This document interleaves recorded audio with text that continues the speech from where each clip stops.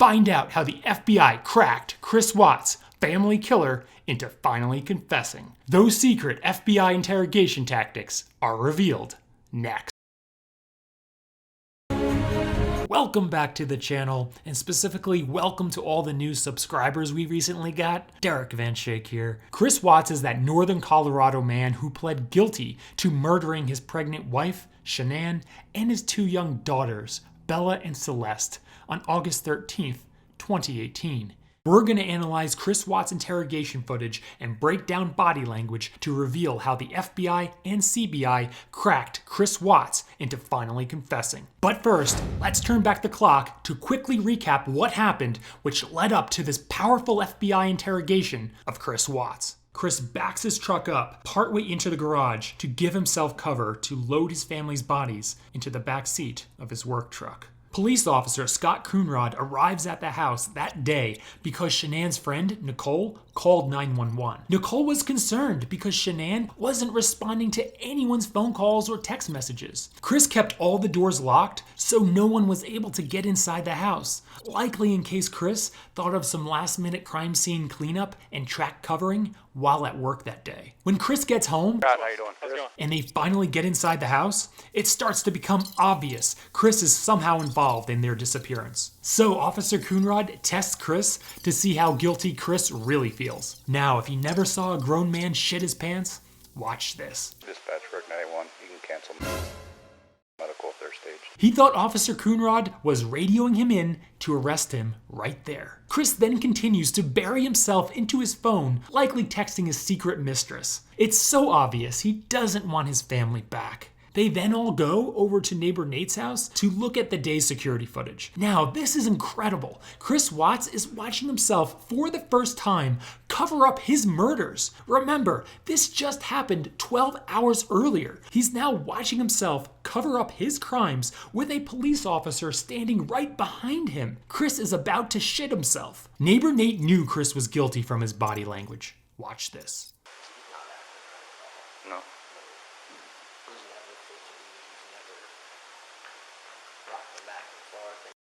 It's now the next day, August 14th, 2018.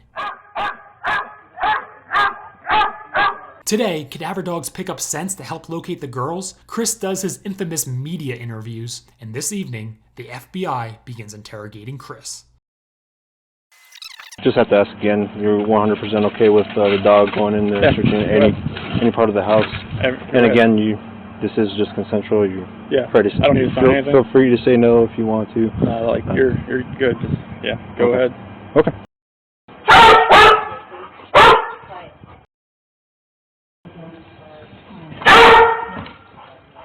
Remember, these dogs probably aren't like your dog and certainly not like my late dogs, where they bark at squirrels and neighbors. They're highly trained to bark when they pick up scents. Cadaver dogs are trained to smell death and sometimes know where someone has died, provided not too much time has passed. I have no inclination of where she is. And did you see the kids in the morning too? Just in the monitor. Oh, yeah. Okay. Hey, Chris, it's Jordan. Chris, it's up to you. You get to dictate. That's kind of what we want. Yeah, I'm good right here.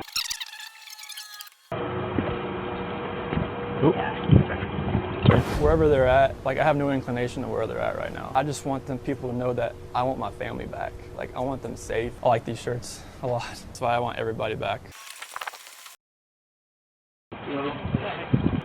Police who have searched the family home and...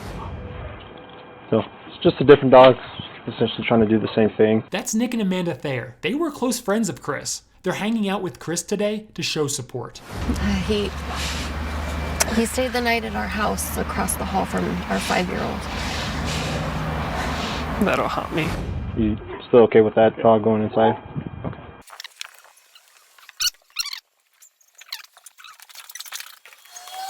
I think we're going to shoot this way.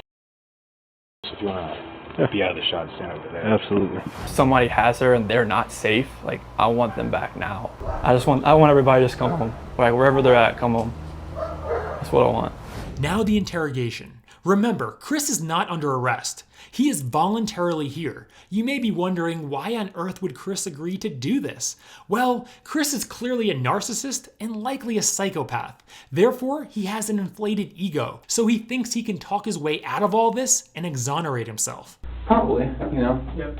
Do you have a preference? This is FBI agent Grahm Coder. He's the lead interrogator. Look at how Grahm is dressed. Casual, right? Maybe your high school guidance counselor? Now, how would things change if he was wearing one of those FBI jackets or anything with FBI on it? Right, Chris would be thinking, FBI, FBI, FBI, I gotta be careful of what I say. Even though Grahm surely has one of those FBI jackets hanging in his office closet right now, he would never wear it into an interrogation. Doesn't matter. Okay. I'm gonna sit next to you so we can look at it together. Notice where Grahm chose to sit. He's sitting alongside Chris to create the feeling of working together on the same team. Sitting across from somebody creates adversarial feelings, causing the suspect to not open up. Should we go through this? So, okay, let's see, you're 148 Northbound Detective Visitor. Let me switch chairs. Because when they come knocking, when they come knocking, I gotta use that key.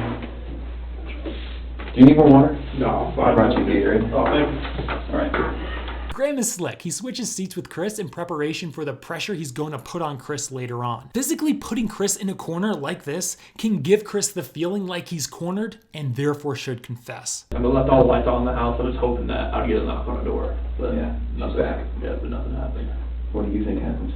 There's a really good saying, first seek to understand before you seek to be understood. Grahm can't start poking holes in Chris's story until he hears how Chris believes it to have happened. If you could think of anything that we could do to find them, what would it be?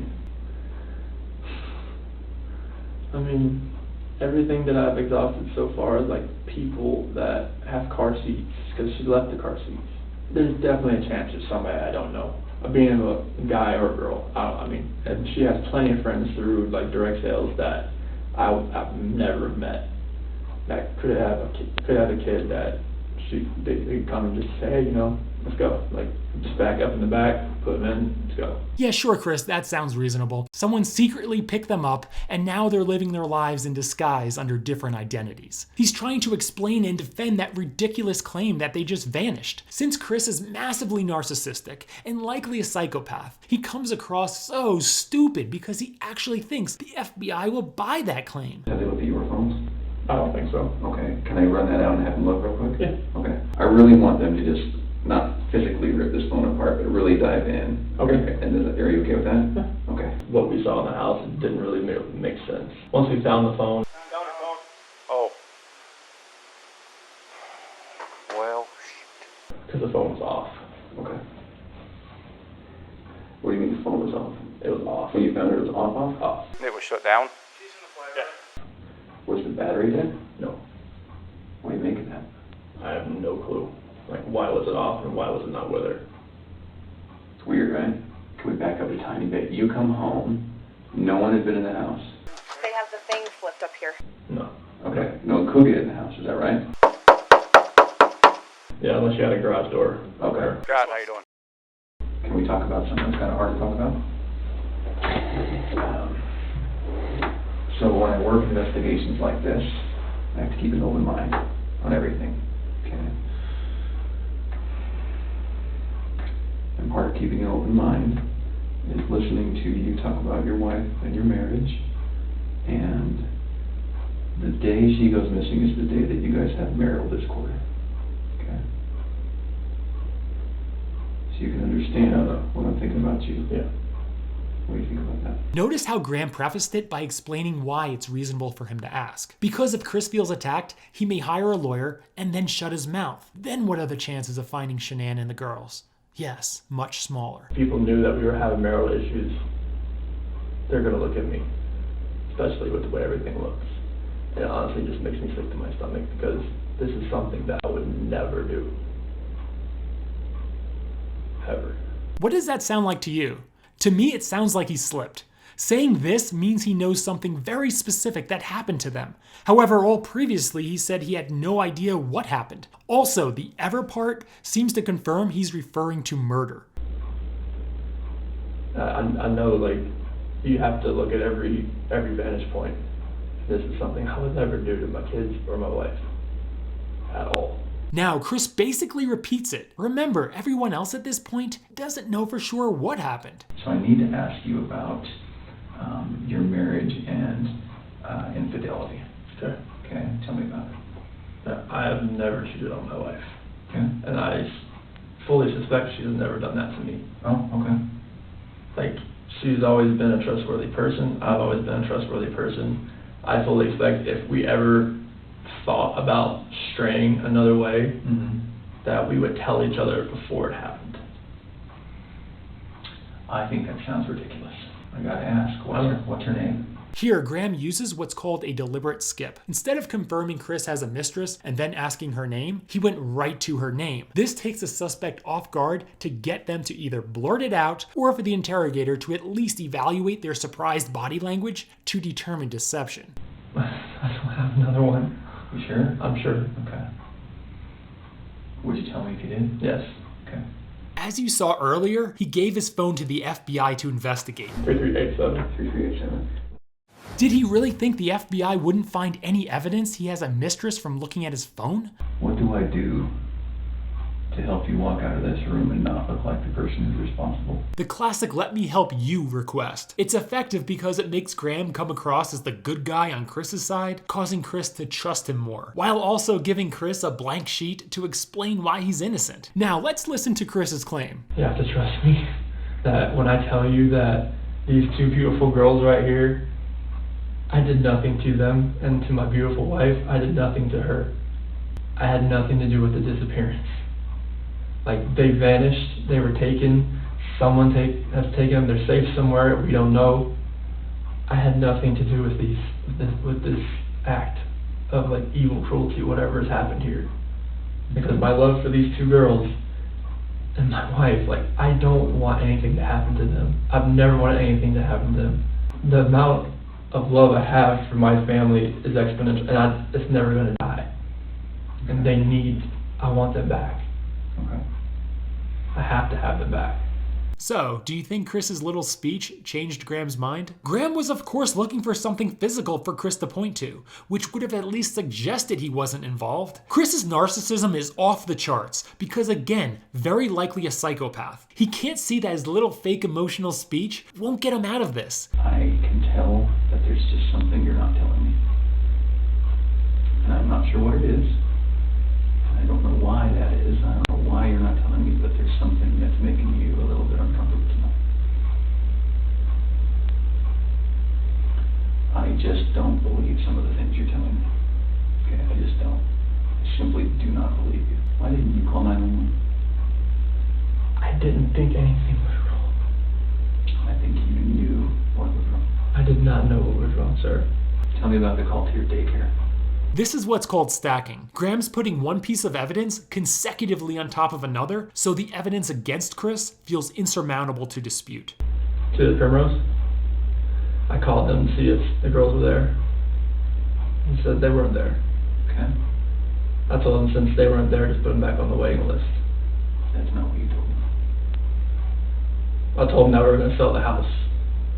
We're going to put it on the market, and we probably won't be in the area anymore. That's two different things, Chris. Well, I wanted them to be back I put them on the waiting list since they weren't there. Why weren't they there? I don't know. Where were they going to go? They went to Shanann took them to a friend's house. Why wouldn't they go to daycare? I am not sure. Honestly, sir, I am not sure.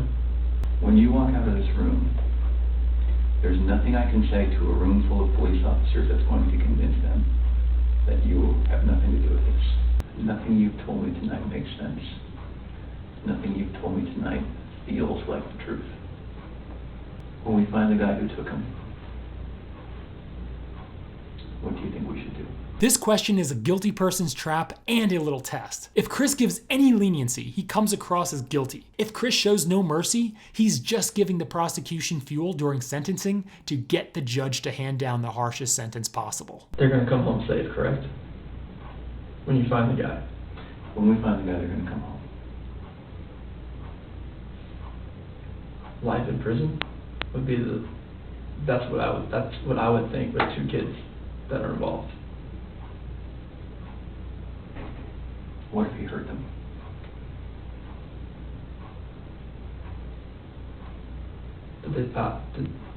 I'm not sure if like that penalty is even used. Is it used in Colorado? I'm not even sure what is the death penalty.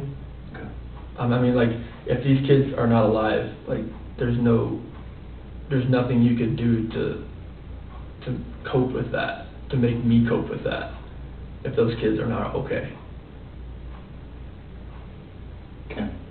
Grahm looks away in frustration because Chris completely failed his test. Grahm knows he's guilty, but just can't get it out of Chris tonight. A parent who desperately wants their children back won't be asking about the technical laws on the books. It would be a very emotional response. I'm sure you don't mind if we take a break for the night. And I'm sure that you are feeling some of the pressure from me.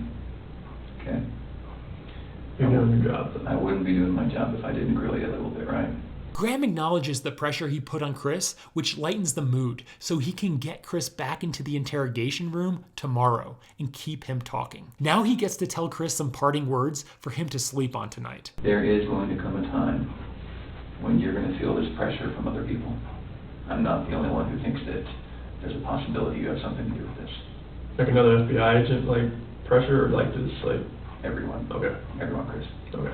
Grahm wants Chris to think about how his life is going to be hell on the path he's going on right now. So hopefully he'll be more open to coming clean in the morning. You need someone you can call. I want to be that guy.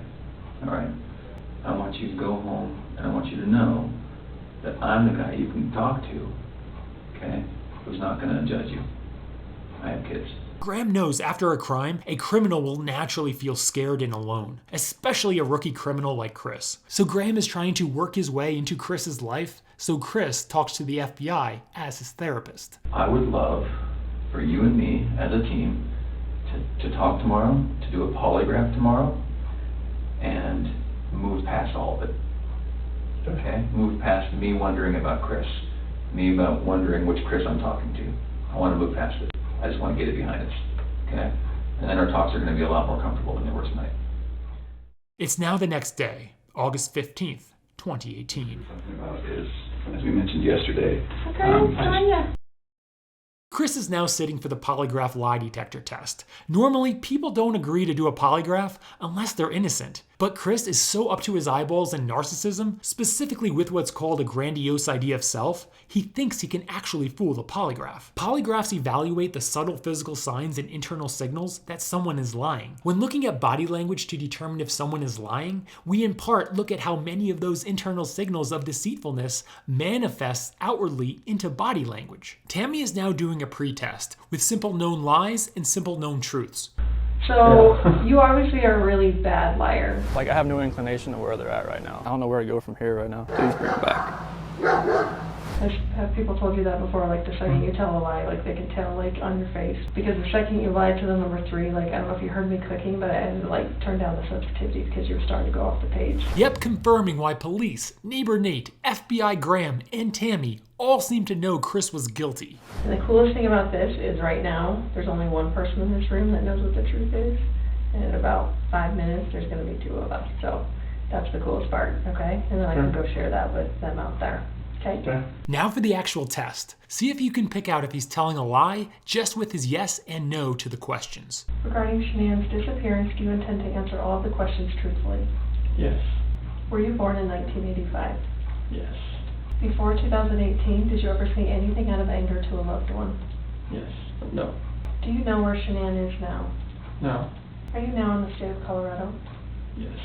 Before 2018, have you ever wanted to hurt someone to get even with them? No. Did you physically cause Shanann's disappearance? No. Is your first name Christopher?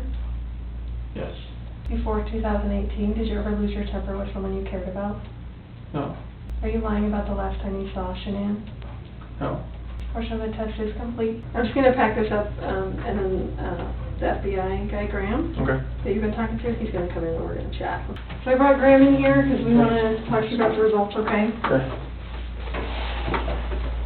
I'm sure you can tell. Grahm looks pissed. So it is completely clear that you were not honest during the testing, and I think you already know that. He did not pass the polygraph test. Okay. Okay, so now we need to talk about what actually happened. And I feel like you're probably ready to do that. I didn't lie to you on that polygraph, I promise. Grahm covers his mouth immediately because he knows for sure Chris is lying. Chris, I know. Chris, stop. It's time.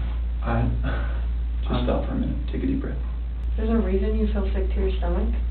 And when people hold stuff inside, it makes you physically ill. And I can just tell on your face, I could tell from the second you walked in that you were wanting to just come clean and just be done with this. And I appreciate that because you knew sitting down in that chair that you weren't going to pass today.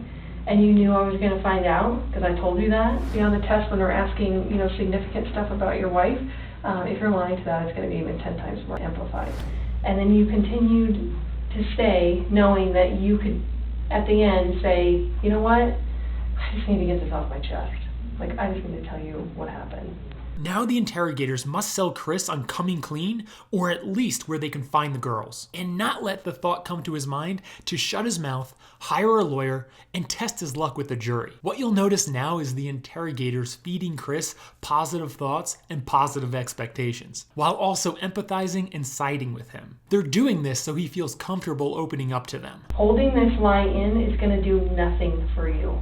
I know this. Okay. I'm not trying to cover things up Yeah, but you kind of are because it's normal. Normal people would do that.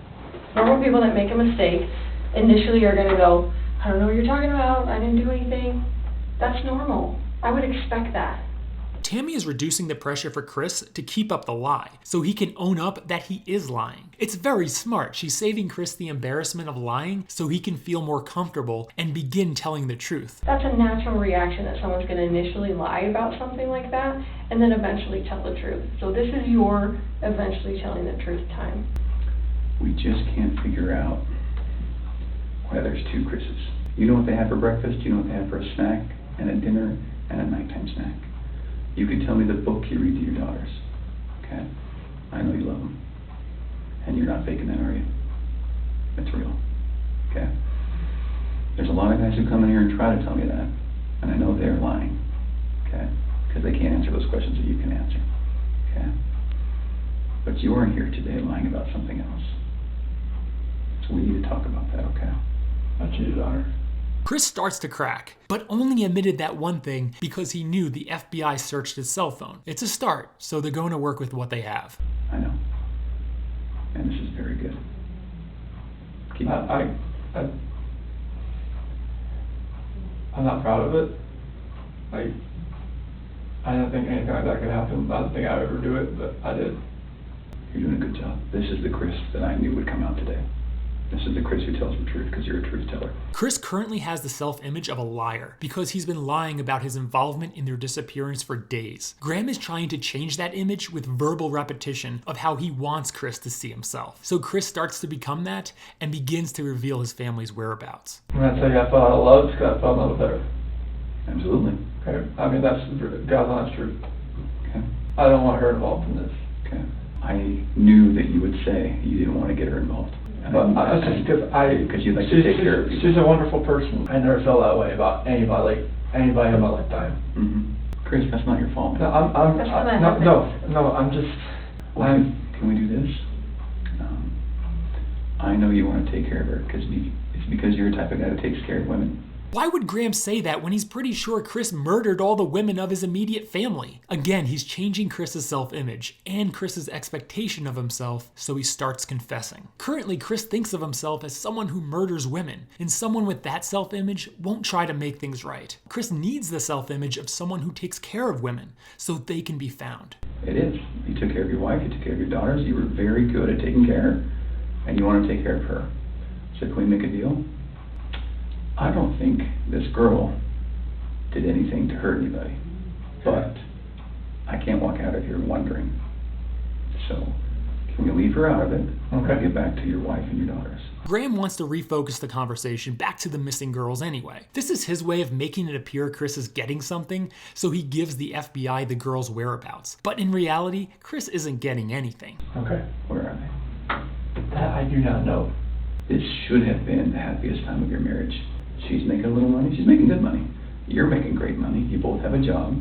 You have beautiful kids. You have a beautiful house. You're in Colorado. Clean air, good people.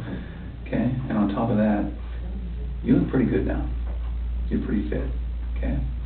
This should have been a time in your marriage where you guys were happy and thriving and productive. Okay? And I believe that Shanann's the reason none of that happened. Now Grahm is blaming the victim for Chris's infidelity? First, understand the purpose is to get Chris to start opening up and confessing. But he's not gonna do that if he feels Grahm thinks he's evil. Would you ever tell your deepest secret to someone who thinks you're evil? Also, did you notice anything with Graham's body language when he said it was Shanann's fault? Watch again. Where you guys were happy and thriving and productive. Okay? And I believe that Shanann's the reason none of that happened. Yep, as soon as he says that, he grabs his right wrist in a sign of holding back the truth. He wasn't doing much of that at all throughout the interview. You'll also now start to see Grahm suck in and purse his lips. Grahm is lying to Chris. I believe that she's a controlling person. Maybe doesn't listen to you as much as she should. I think that she can do whatever she wants and you can't. Now, even more empathizing with Chris, since it's likely Chris's facial expressions are telling Grahm that he's receptive to this. Okay? I think if you were to go to a restaurant, she would order whatever the hell she wants. And as soon as you order a nice steak, she says, whoa, buddy. Okay? A woman that lets her man do all of the backpack packing and all of the cooking. I'll do all the cooking, but Right. she cooks like I Yeah. do like some things here and there. Okay? That's because you're a good person, and I think that she started on the path to leave the marriage. Okay? It's ironic that we're talking about you and Nikki. I think that she was the one who started on that path first. What do you think about that? Since Chris is a huge narcissist, he isn't capable of seeing things from Shanann's perspective, therefore feels a lot of self-pity. Grahm knows this and is pushing that button. A full-blown narcissist is actually very easily manipulated. Because of their zero empathy, their blind spots are massive. Graham's main goal is to show Chris he's siding with him, so Chris feels comfortable telling Grahm his deepest secret. I wouldn't have thought about that. Okay. And the other thing I think is interesting is, even though she is that type of person that's controlling, doesn't listen, does what she wants, is walking away from her kids, here you are defending her. Because to your core, you want to take care of the people you love. Repeating it again to change Chris's self-identity, and also how Chris believes he's perceived. How is it possible that a woman and 2 kids are just completely gone off the face of the earth? What happened? When I left, I mean, it's on video that I left and I was in my truck. I didn't like load anything into my truck besides my tools, my container, my book bag, my water jug, my lunchbox.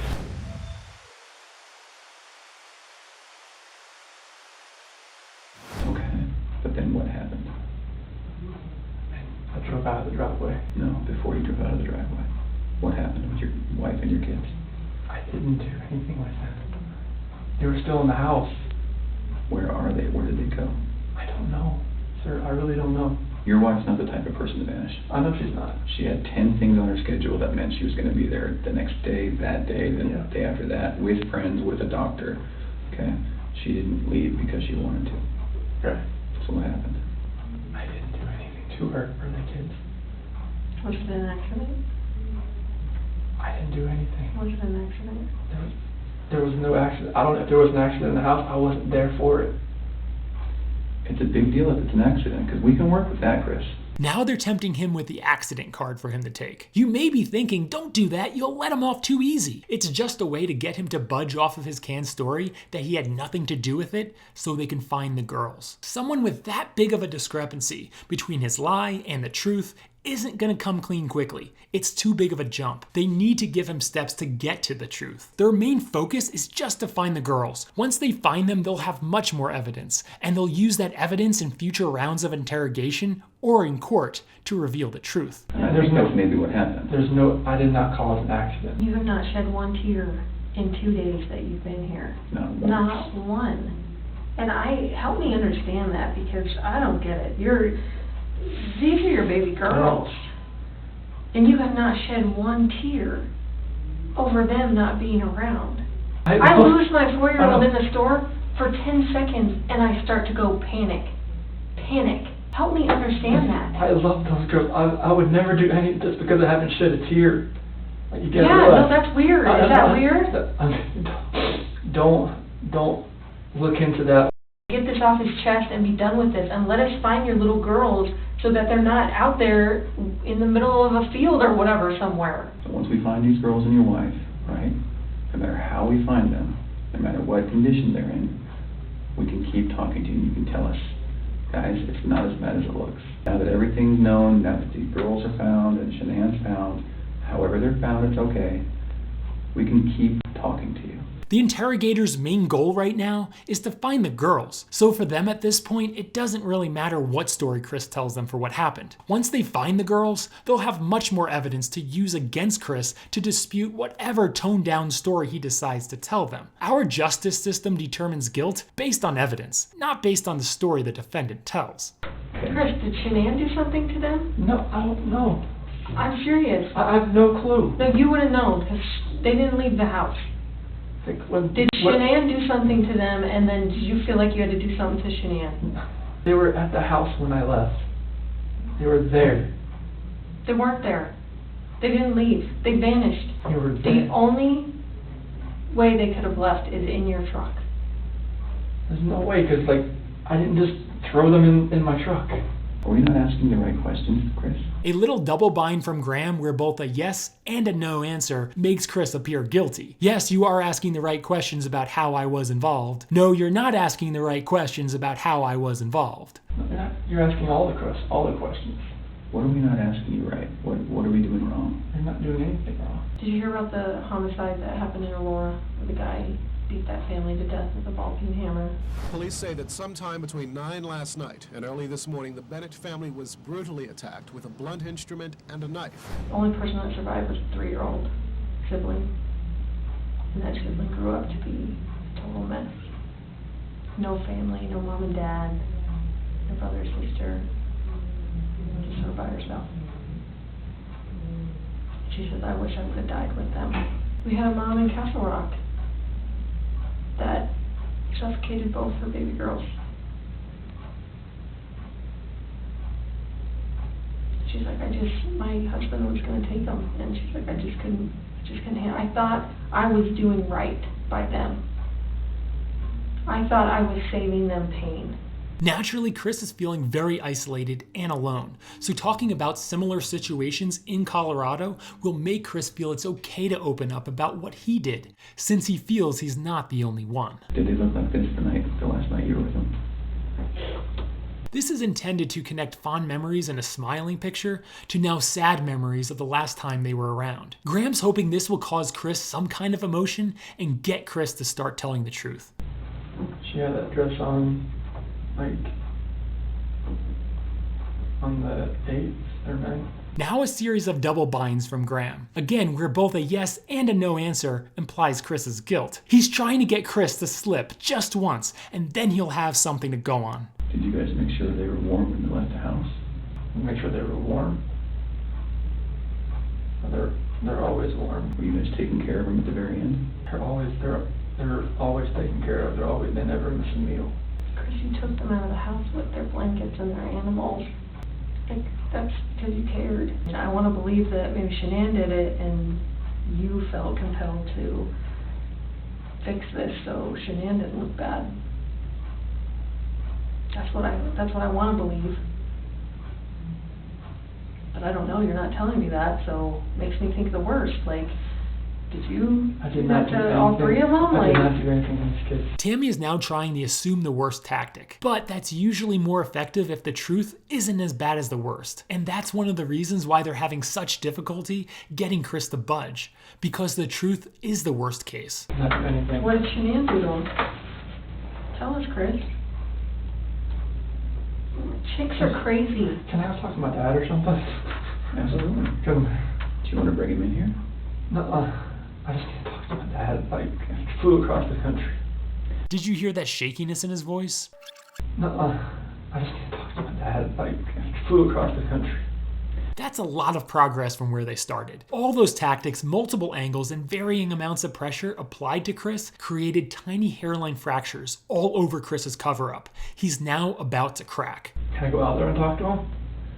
Well, I don't know that you want to do it out there because there's a lot of people going through the halls. Should we bring him in here? I'll step out. Grahm is smart. He wants Chris to talk to his dad in the interrogation room, so it's all video recorded as evidence. They can tell he's about to finally crack. Just because we didn't see their tactics have a direct impact on Chris doesn't mean those ideas haven't gotten planted in Chris's head. It's a slow chipping away process when it's a whopper of a lie like it is here, where the truth will put someone in prison forever.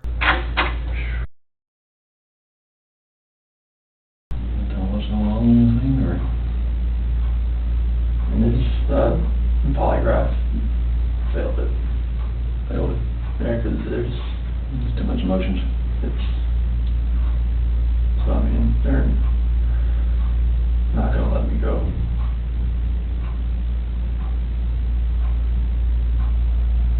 Is there any reason why they shouldn't? They know I had an affair. And they know. I can't complain about that.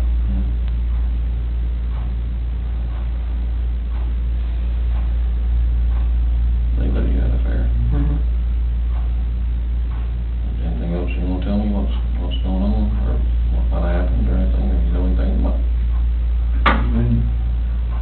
When we had that conversation that morning,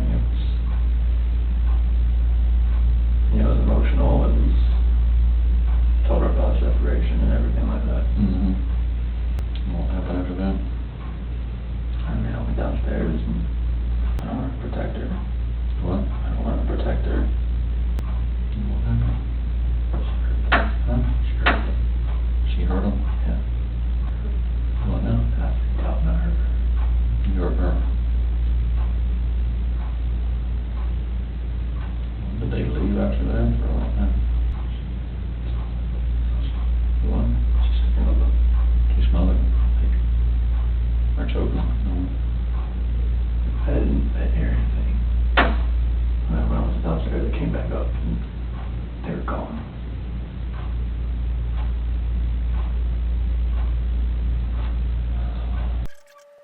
I don't know, like, what else to say, like, I freaked out. I didn't see people on there. Those are my kids.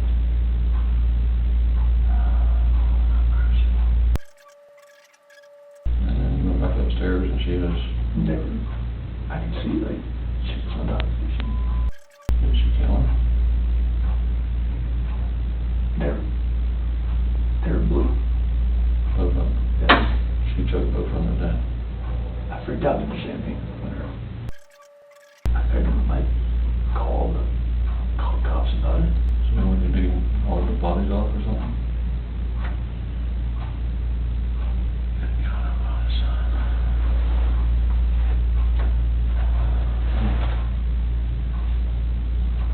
Now, watch what happens right after Chris's dad says this. Yeah, you find a lawyer. See what you can do. Make the range. She didn't kill them. What's that? Come on in. Okay? Yes, as soon as Chris's dad mentions hiring a lawyer, Grahm and Tammy bust in. They don't want Chris's dad to convince or even plant the idea in his son's head to get a lawyer and stop talking openly. Also, this confirms they were listening in the whole time. You sure?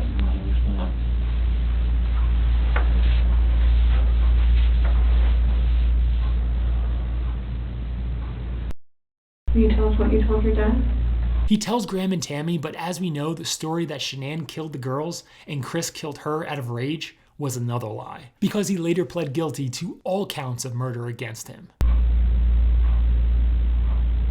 Did the hard part. All you have left is to tell us where they're at. We can help you get them out of the cold. They're gone. There's no bringing them back. Well, where are they?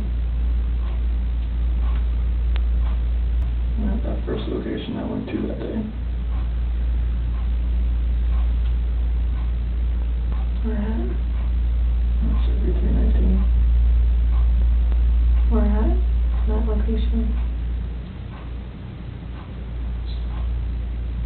they're off the site.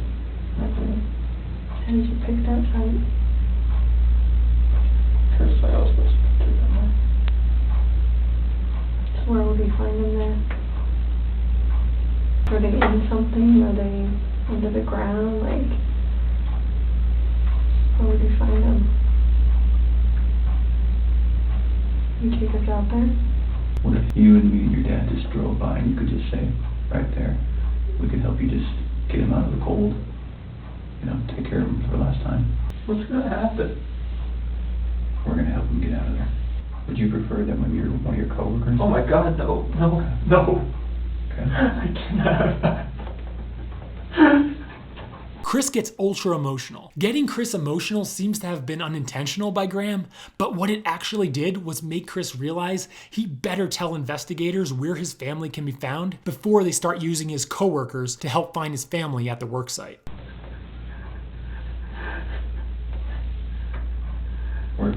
You said that you're about to become a good man. They're gonna see this. You're like, what the fuck did you do, Chris? Like, what? Like, why didn't you just go to the cops to begin with? Well, they weren't in your shoes. They don't know. I know. They weren't living your life. I know, but still, it's like, People are gonna I can never, We'll just go little steps at a time. How about that? I can't have anybody show you out there, anybody, no coworkers, please. Notice how emotional Chris is, but it's all sadness and feeling sorry for himself. He's disgusting. Okay. I mean, they're just gonna form their own opinions anyways once they figure everything out anyway. We'll just take little steps tonight then. How about that? Do you have to have any of them with you? No? No, we'd prefer you. Can you and me and Tammy and Ronnie get in the car and just drive out there? Chris, I know they're gone, but they're still your babies, and you're still their dad. You don't want them out there. I don't want them out there. And you don't want someone else to find them out there. You don't, I promise you. That looks familiar to you? What is that?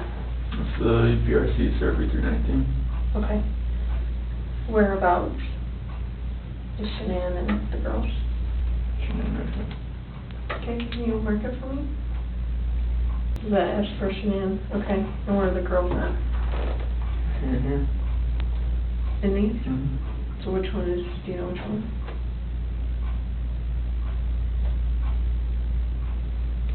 Are they in the tanks? What's in the tanks? It's a mixture of oil and water. So how did you dig this out? I'm assuming that's under dirt. How did you dig that? It's a shovel in the back of my truck.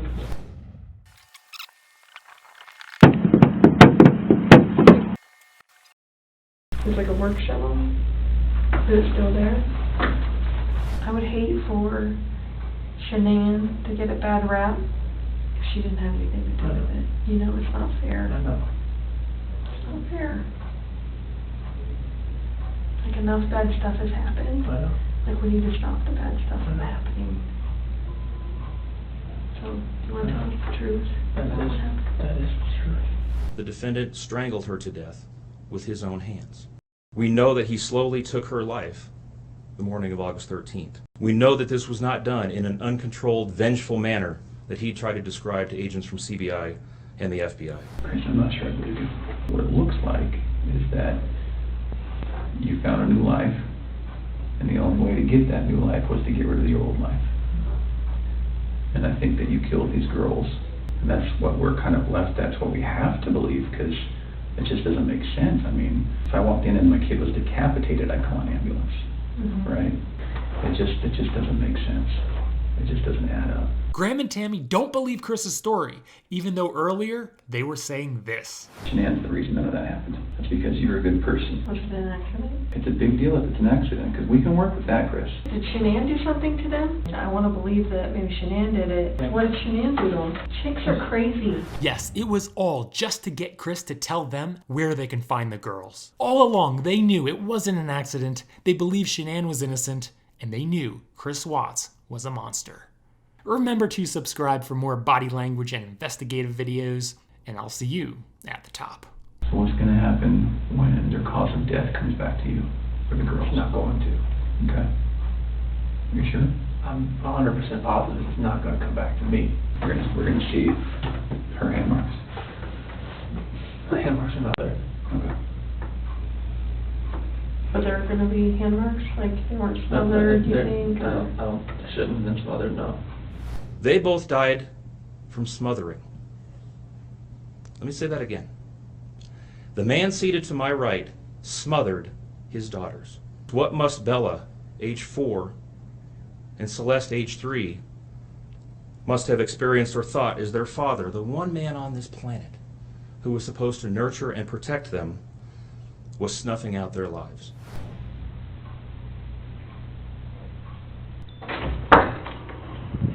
Chris, just stand up for me. I'm going to have you face that wall. Yep, just face it. Lift up your hands.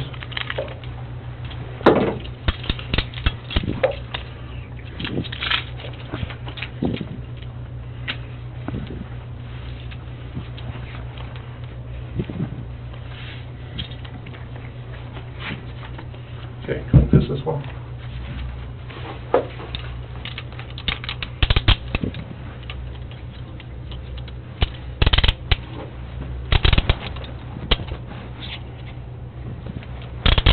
Okay, go and face me.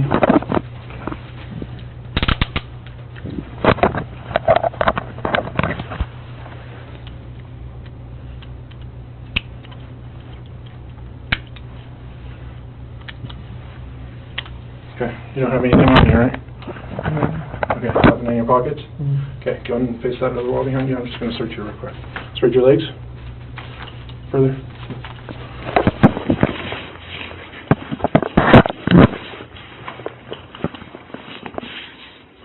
Okay, turn around and face me.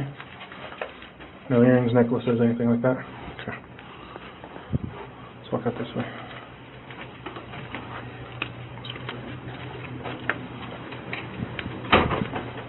Go straight.